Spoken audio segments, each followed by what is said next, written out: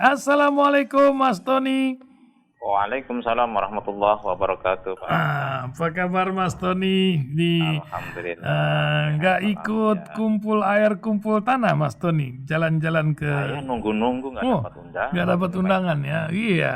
Saya pikir Rasul dapat, kemudian saya diajak. Ikut ya, begitu Mas Tony. Tapi di kampung saya itu banyak orang ambil tanah supaya tanahnya cepat laku katanya.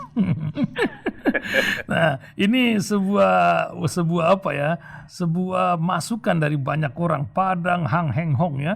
Juga tapi sementara tanah sedang dikumpulkan, warga di sekitar IKN ibu kota negara itu ada yang protes karena tanahnya dipatok tuh Ibu Yati di sana ya. Nah, ini bagaimana Mas Tony melihat masalah ritual yang saya bilang kemarin sama Bang Ihsanuddin Nursin, ini kan kalau dulu ada kerajaan di Jogja, Solo itu kan pusat paku buminya Indonesia atau Jawa. Terus Bung Karno bawa ini pakunya dipindahkan ke Pelabuhan Ratu sana dengan Nyi Roro Kidul katanya isu identiknya. Nah, ini ada lagi sebuah dua kendi besar, entah dari mana nih, sementara investor pada mabur sebagian. Mungkin Mas Tony bisa berikan sebuah pencerahan buat pendengar kita. Silakan Mas Tony.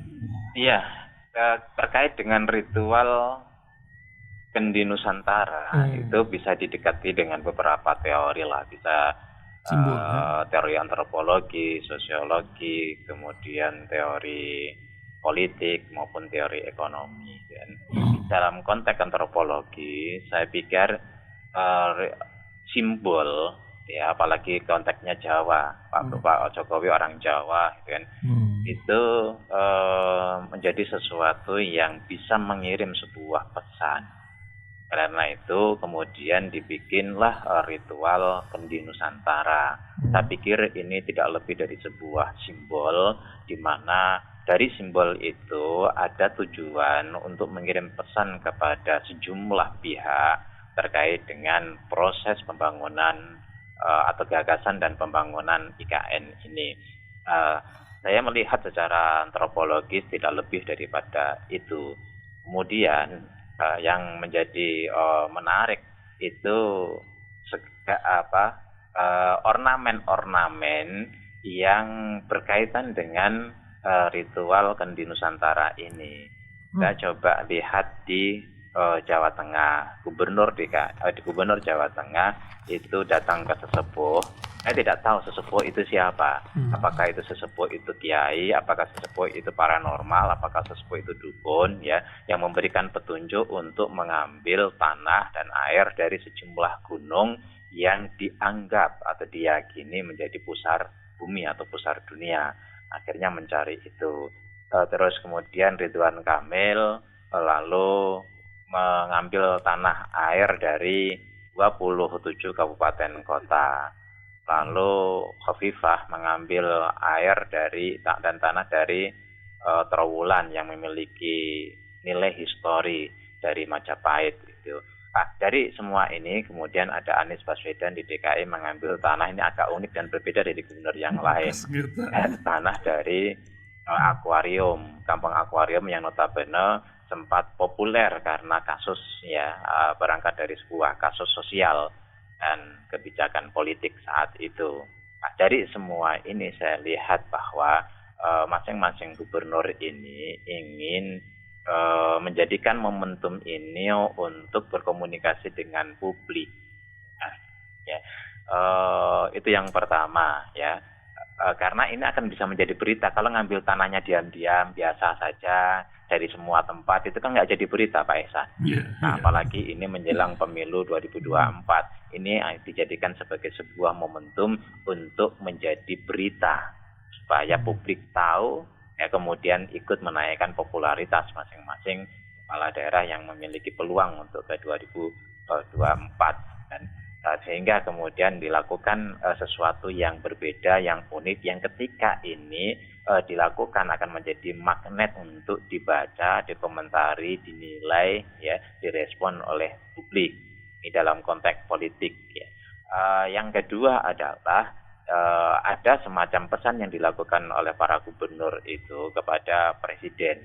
Pak Presiden seolah-olah gini, kami sungguh-sungguh loh, uh, Anda perintahkan kami melakukannya dengan lebih dari apa yang Anda ekspektasikan, kira-kira gitu, sampai 27 tanah dengan bahasa kearifan lokal gitu. 27 kabupaten kota dengan bahasa kearifan lokal, kemudian dari gunung-gunung yang menjadi pusat dunia dan pusat bumi, dari terowongan dan sebagainya gitu. Ini sesungguhnya adalah upaya untuk menyampaikan pesan kepada Presiden, Pak Presiden, kami dukung loh IKN itu dengan kesungguhan bahwa kami ada di belakang Pak Presiden gitu kan. Tapi memang agak unik ketika Anies Baswedan menghadirkan rasionalitas di tengah pembangunan IKN, di mana hari ini adalah hari di mana masyarakat itu merindukan modernitas. Karena itu modernitas hanya bisa dibangun melalui sebuah rasionalitas, bukan dibangun melalui sebuah prosesi mistis. Publik akhirnya menganggap bahwa apa yang dilakukan oleh sejumlah gubernur itu berbau mistis, dan pada akhirnya IKN pun dengan kendi Nusantara kemudian juga dikesankan mistis. Justru menurut saya faktor lahirnya kesan mistis itu berangkat dari beberapa daerah, bukan dari IKN itu sendiri. Saya lihat prosesi IKN menurut saya ya wajar-wajar saja, simbolis seperti ketika orang Jawa itu membangun rumah, di situ ada pisang, ada apa yang kemudian kalau matang juga diturunkan dimakan gitu kan. Artinya itu adalah simbol kesejahteraan sebagai sebuah doa agar rumah ini sejahtera.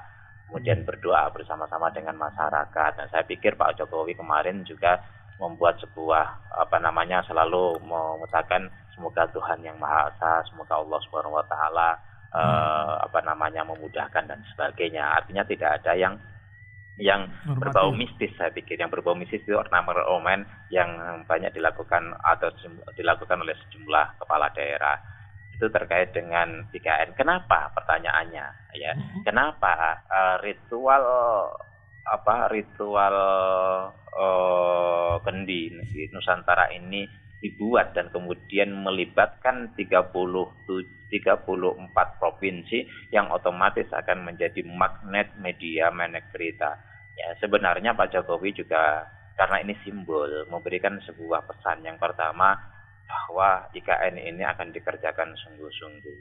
Kemudian yang kedua, bahwa IKN ini mendapatkan dukungan dari semua pihak yang direpresentasikan 34 provinsi. Meskipun faktanya memang tidak semua daerah rakyat itu satu paham, satu pemikiran, dan satu gagasan dengan kepala daerahnya.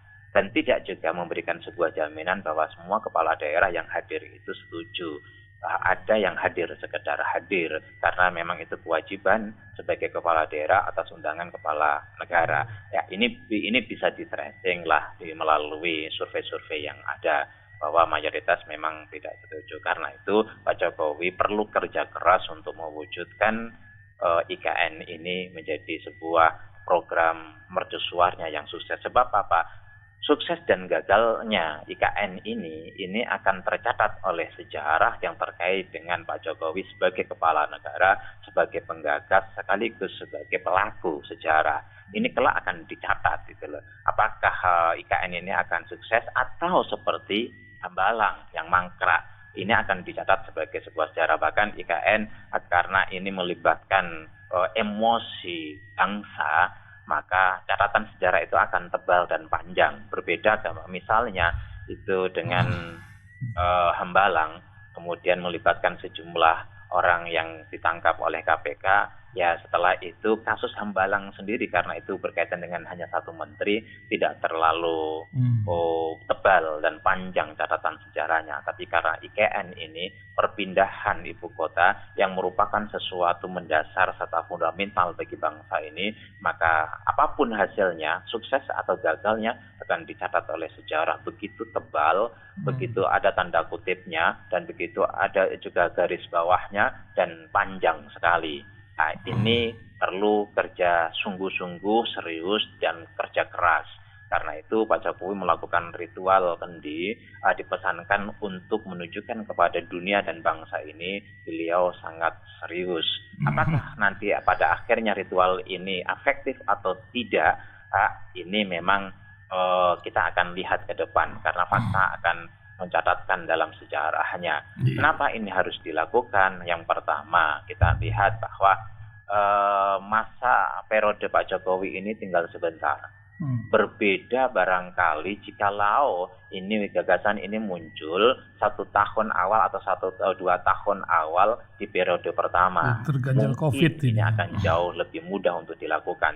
Tapi kalau kemudian muncul di akhir atau pertengahan periode di akhir Pak Jokowi, maka ini bukan sesuatu yang mudah. Yang kedua, karena kontroversi, ya, yang berbagai survei menunjukkan lebih banyak yang tidak setuju daripada setuju, dan itu kemudian menjadi polemik terus-menerus. Yang berpolemik itu bukan orang-orang biasa, tapi memang pakar-pakar yang mengetahui dan paham betul baik dari aspek histori, kemudian aspek ideologi, kemudian aspek pertahanan, aspek sosial, aspek budaya, dan aspek-aspek yang lain, termasuk aspek geologis.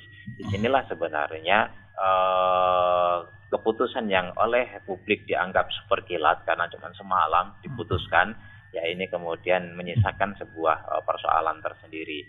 Kemudian yang ketiga, kita tahu bahwa tidak banyak investor yang tertarik karena 2 hal di atas tadi. Kenapa investor tidak tertarik? Ya, karena memang ini masih kontroversi, dukungannya belum masif. Maka Pak Jokowi perlu untuk mendapatkan dukungan yang lebih masif. Terus kemudian akhir jabatan Pak Jokowi itu tinggal sebentar dan belum ada jaminan atau tidak ada jaminan kelak akan dilanjutkan. Karena apa? Ini tidak seperti Kisos Roro Jonggrang membangun Candi Borobudur hanya semalam, tidak. Tapi ini dibangun dan konon katanya range waktunya sampai 45 tahun atau tahun 2045 maksudnya. 2045. Kalau sekarang 2022, kemudian ditarik dari 2045, itu ada sekitar 23 tahun. Ya, sekitar 23 tahun. Nah, 23 tahun ini itu kalau Pak Jokowi sampai 2024 dikerjakan baru 2 tahun, itu baru berapa persen? Apakah ada jaminan untuk periode berikutnya, presiden berikutnya, dan presiden berikutnya lagi? Ini juga menjadi sebuah problem. Karena itu kita lihat dalam konteks investasi. Semula ketika gagasan ini muncul, IKN ini dianggarkan dari APBN itu 19,2%. Tapi ketika Undang-Undang IKN nomor 3 tahun 2022 ini diketok palu di DPR, ternyata anggaran APBN-nya itu 53,5% naik. Ya, tapi kemudian investor masih tidak tertarik. Kalau kita tahu sempat ramai SoftBank yang kemudian mengundurkan diri dan tidak jadi untuk berinvestasi. Apakah kemudian ini seluruhnya akan ditanggung oleh negara melalui APBN full atau tidak? Karena apa? Karena kita tahu setelah kita dihajar oleh pandemi di semua negara termasuk Indonesia, tentu saja ekonomi perlu proses recovery yang cukup lama. Tidak bisa instan, artinya sedang babak belur berkaitan dengan anggaran, dan kemudian kita juga sudah menambah banyak utang. Artinya kita punya persoalan anggaran. Kalau kemudian harus menganggarkan begitu besar untuk IKN, ini kan problem tersendiri. Mau tidak mau harus cari investor. Nah, ketika investor luar itu pada mengundurkan diri atau kurang tertarik, maka barangkali dengan diundangnya seluruh provinsi diwakili oleh gubernur-gubernur itu, ini menjadi sebuah pesan kepada mereka untuk mencari investor lokal. Apalagi hal ini juga disinggung oleh Pak Jokowi terkait dengan diperbolehkannya, sebenarnya dianjurkan, ya kalau kita menggunakan bahasa sindiran, dianjurkan kepada para gubernur ini untuk mencari investor lokal.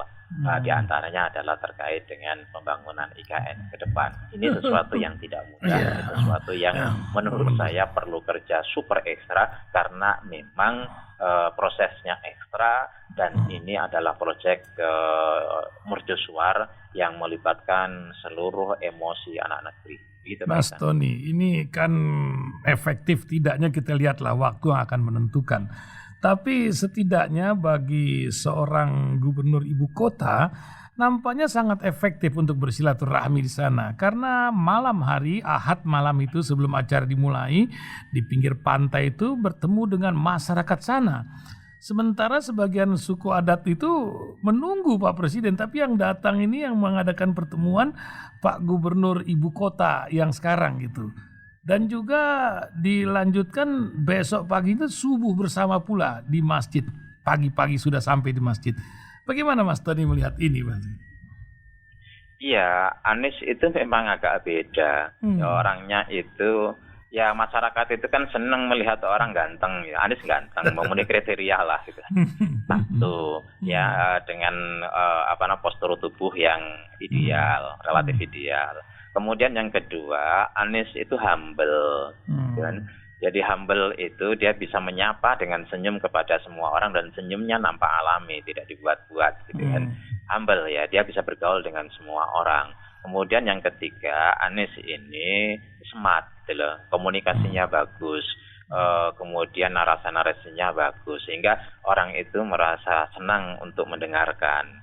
Ketika yang keempat adalah Anies itu populer karena memang gubernur ibu kota, gubernur Jakarta yang setiap hari ada di televisi. Ini keuntungan gubernur Jakarta. Ya wajar kalau kemudian magnetnya cukup kuat. Ya, dari 4 aspek ini minimal magnet Anies cukup kuat, apalagi kalau kemudian kita berbicara dalam perspektif subjektivitas masyarakat gitu kan, yang dalam konteks ini dalam gonjang-ganjing lah ya, apalagi dari aspek itu. Tetapi dari 4 kriteria tadi, Anies kemanapun gitu kan, dan yang kelima, Anies punya karisma. Kemanapun Anies itu akan menjadi magnet sosial, masa akan berbondong-bondong, dan itu bisa dites kok dari dulu itu. Anies itu kalau lewat bandara itu kan, ya, atau keluar dari bandara itu pasti berebut orang minta foto. Saya pernah ditunjukin video-video orang itu dan viral lah.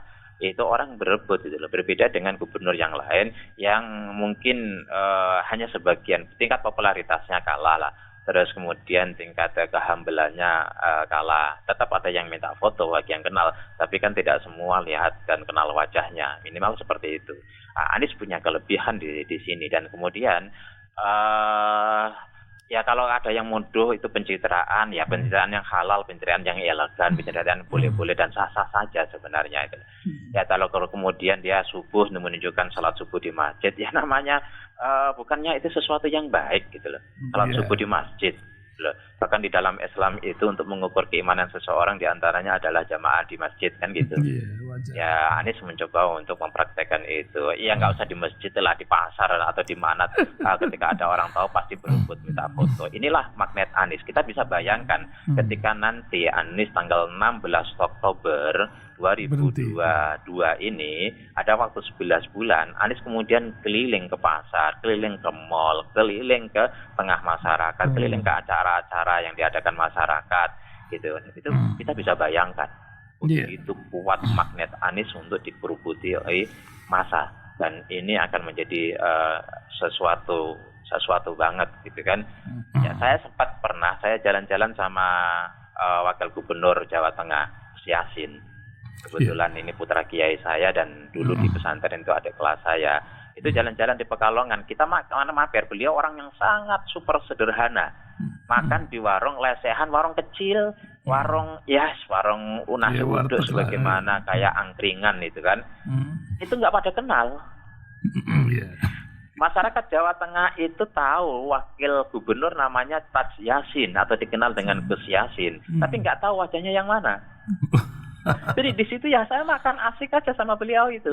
Kemudian sampai ke rumah saya bilang, Gus, ya harus mau menyapa warga, kemudian disapa misalnya dalam bahasa Jawa.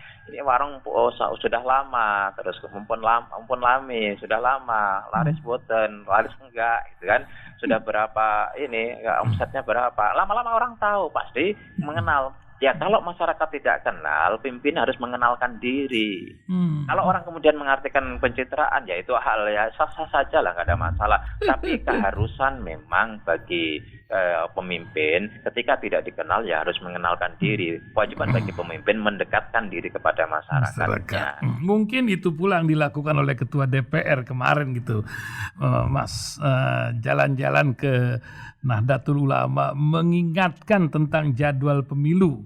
Sementara ada Menko yang tidak seharusnya, bukan politik ya, itu mengingatkan pula tentang big data. Ini macam mana Mas Tony sebagai bincang penutup kita ini masalah big data dan big harapan atau bagaimana? Ini nampaknya Pak Presiden pun masih ambigu masalah ini, tidak seperti tahun lalu, Mas Tony. Saya pikir soal big data itu sudah dijawab oleh Ketua DPD Lanyala, kan sangat rinci. Kemudian juga dijawab oleh oleh LSI itu Saiful Muzani juga bicara, Deni JA juga bicara, kan. Itu sudah clear lah. Saya pikir memang mungkin Pak Menteri mendapatkan masukan atau mendapatkan data dari stafnya yang tidak akurat, itu aja itu loh. Ya memang ini kadang-kadang para elit politik ini seringkali tidak ngecek data karena terlalu percaya kepada anak buah. Ketika disampaikan ke publik gitu kan, kemudian keliru, dan sudah diklarifikasi kok bahwa itu keliru, itu salah, kan? Itu diklarifikasi. Memang mesti di kinerja ini tidak boleh tumpang tindih lah, itu tidak boleh tumpang tindih. Tetapi yang paling menarik menurut saya yang lebih besar, saya perlu ngomong agak panjang soal ini. Yang pertama adalah terkait perseteruan. Ini kan ada 2 perseteruan yang sesungguhnya dimulai sejak 2014 antara Pak LBP dengan Ibu Megawati sebagai ketum PDIP. Ada perbedaan kepentingan dalam konteks ini. Mereka berdua berebut Pak Jokowi lah. Pak Jokowi itu kan kader PDIP, mestinya kami yang lebih banyak menjadi mitra diskusi, bukan Pak LBP. Kira-kira seperti itu.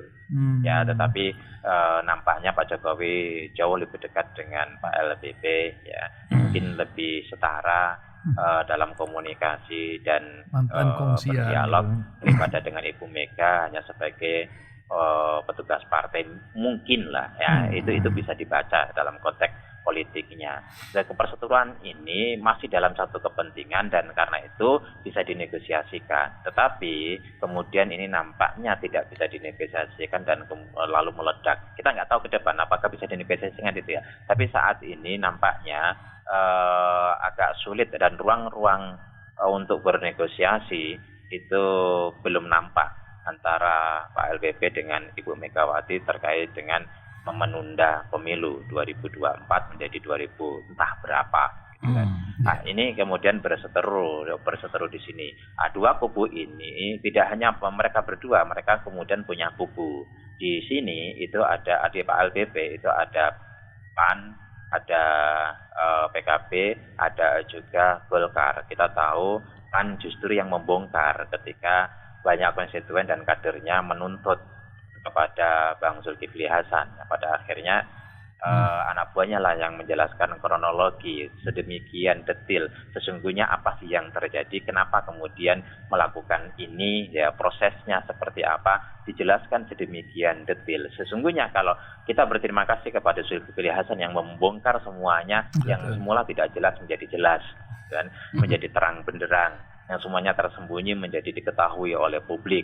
Sebenarnya prosesnya seperti apa, kronologinya kayak apa, ini kemauan siapa saja yang terlibat, itu semuanya dibongkar oleh Zulkifli Hasan. Publik perlu mengapresiasi dalam konteks pembongkaran pembongkaran prosesi ini. Terus kemudian ada PKB di situ, kemudian ada Golkar. Di kubu Ibu Mega itu ada PDIP, kemudian ada PKS, ada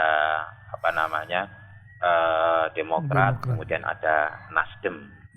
Terus kemudian di mana P3 memang masih Bu Gerindra nampaknya ikut Ibu Mega meskipun tidak setegas Nasdem, tidak setegas Demokrat, tidak setegas PKS gitu kan. Ibaratnya kalau ini range-nya 1 sampai 7 gitu kan. Ya Bu Mega itu 10 dan 1 sampai 10, PDIP itu 10, kemudian Nasdem itu sudah 9,9%, 9,9, terus kemudian Demokrat dan sebagainya di bawah 9, PKS itu udah 110 ya total.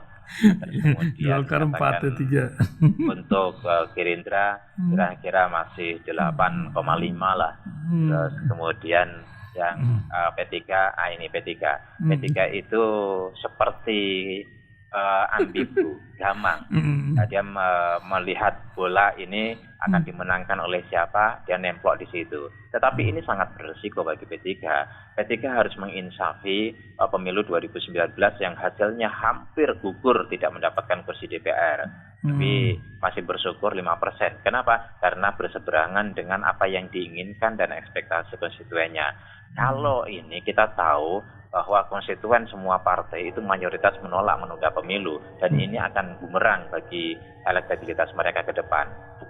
Rakyat tidak akan bisa atau konstituen mereka yang mayoritas tidak setuju akan sulit untuk balik dan mendukung mereka ketika mereka tidak merepresentasikan apa yang menjadi ekspektasi dan harapan mereka. Ini sepertinya masih kuat untuk dilakukan lobby-lobby kepada partai-partai yang tidak setuju, ya, bahkan yang mereka juga melakukan lobby kepada KPU. Hingga hari ini untuk pemilu 2024 di bulan Februari tanggal 14 belum dianggarkan. Ini mesti dorong untuk segera dianggarkan. Tapi perseteruan ini akan terus menjadi. Saya khawatir. Betul-betul saya khawatir. Kan? Saya belajar teori konflik itu cukup lama dan dengan semua dinamika dan efeknya. Bahkan disertasi saya berkaitan dengan teori konflik transformasi politik. Saya khawatir, betul-betul khawatir. Kalau sampai ini ternegosiasikan, kemudian jelas rakyat itu menolak dan dipaksakan untuk pemilu ditunda, ini Indonesia bisa menjadi kapal pecah. Dan ini saya dari awal tidak pernah percaya dengan semua trigger yang pernah muncul, meskipun orang-orang lain percaya. Tetapi kalian ini bisa kejadian. Saya khawatir, khawatir. Kita semua cinta Indonesia, kita semua cinta bangsa ini dan negara ini, kita cinta tanah air ini. Karena itu kita mesti berupaya untuk mengamankan, menyelamatkan bangsa ini secara bersama-sama, secara kolektif dan kolegial. Karena itu ini menurut analisis saya bisa menjadi sebuah trigger yang membuat gelombang besar yang mampu untuk memecahkan sebuah kapal. Sebab apa? Kita coba analisis. Ini bisa pertemuan antara tiga pihak. Pertama adalah pihak yang pro demokrasi, yang di situ juga banyak pendukung pemerintah. Kemudian yang kedua adalah pihak yang merasa kecewa dan marah terhadap pemerintah dengan semua kebijakannya. Ini kan tetap ada. Kemudian yang ketiga adalah pihak yang memang menunggu di tikungan, yang menginginkan pemerintah ini jatuh. Kalau tiga pihak ini sepertinya bisa bertemu di kasus penundaan pemilu. Oleh karena itu, mari kita dorong untuk pemilu ini tidak jadi ditunda. Tidak terjadi amandemen Undang-Undang Dasar 45. Kalau kita alasnya konstitusi bisa dirubah. Amandemen Undang-Undang Dasar 45 itu kalau ada sepertiga anggota MPR yang mengusulkan, kemudian dibahas minimal oleh 2,3 anggota MPR, kemudian diputuskan oleh 50 plus 1% anggota MPR sesuai dengan pasal 27 Undang-Undang Dasar 45, ini akan konstitusional. Tapi memang jauh dari etika di dalam berpolitik. Dan ini akan membuat akan terjadi sesuatu yang kita tidak inginkan. Akhirnya apa? Ya akhirnya adu kuat. Dan ini berbahaya bagi bangsa ini. Terlalu besar risiko yang akan ditimbulkan dan diakibatkan oleh prosesi ini. Jadi tiga kelompok ini yaitu pro demokrasi dan pro konstitusi, kemudian dua kelompok yang memang merasa sakit hati selama ini, marah. Kemudian yang ketiga adalah kelompok yang memang tidak memiliki tempat untuk berikut suksesi di 2024 melalui proses konstitusional. Yang kemudian mereka menunggu di tikungan. Kenapa? Mungkin elektabilitas mereka, mungkin dukungan partai mereka, popularitas mereka sudah hilang. Mereka di dukungan partai mereka tidak ada. Ini juga mereka akan menunggu di semua negara. Ketika kasus seperti ini akan ada orang yang berselancar di atas gelombang yang semakin besar, mereka akan menikmati gelombang itu. Nah, kalau pemilu ditunda ini, 3 kelompok ini bisa bersatu dan menciptakan sebuah gelombang besar, dan harus dihentikan, tidak boleh ini terjadi. Kita ingin negara ini berjalan secara normal dan konstitusional. Tapi kalau memang kekuasaan itu power dan korporat, ya cenderung untuk dilanggengkan. Kalau kemudian nafsu ini terus menerus dipertahankan dengan berbagai argumentasi, ya macam-macam lah, dan ini berbahaya. Kami mohon, saya secara pribadi lah, mohon kepada semua pihak untuk waras berpikir, untuk lebih mengutamakan kepentingan bangsa dan kepentingan rakyat daripada kepentingan diri dan kelompoknya. Sudahlah, semua pihak mesti legowo lah, ikuti konstitusi yang sudah ada. Kalau mau dibahas nantilah setelah presiden baru lah. Jangan dibahas untuk demi kepentingan. Jangan melakukan amandemen untuk sebuah kepentingan jangka pendek, untuk kepentingan pribadi dan kelompoknya. Sebab itu semua. Oke. Gitu, Pak Iksan. Terima kasih Mas Tony, pagi hari ini sudah memberikan pencerahannya luar biasa. Sampai ketemu Rabu mendatang Mas Tony, bincang-bincangnya. Terima kasih. Assalamualaikum Mas Tony. Assalamualaikum warahmatullahi wabarakatuh.